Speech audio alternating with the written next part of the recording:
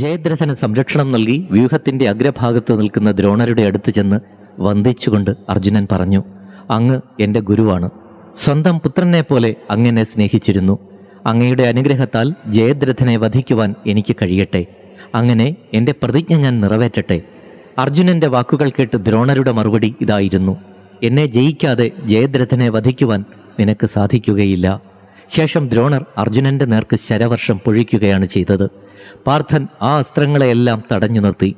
രണ്ടുപേരും വാശിയോടുകൂടി പൊരുതുന്നു. തൻ്റെ ശിഷ്യന്റെ കഴിവിൽ ഗുരുവിന് ഏറെ സന്തോഷം തോന്നി.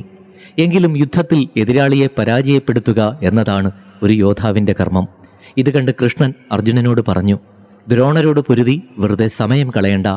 അതിനേക്കാൾ പ്രധാന കാര്യം വേറെയുണ്ട്. അത് കേട്ട് പാർത്ഥൻ ദ്രോണരെ വിട്ട് വേറൊരു സമരമുഖത്തേക്ക് പോകുന്നു. ഇത് കണ്ട് ദ്രോണർ ചോദിച്ചു, ഹേ അർജുന, നീ എവിടെ പോകുന്നു?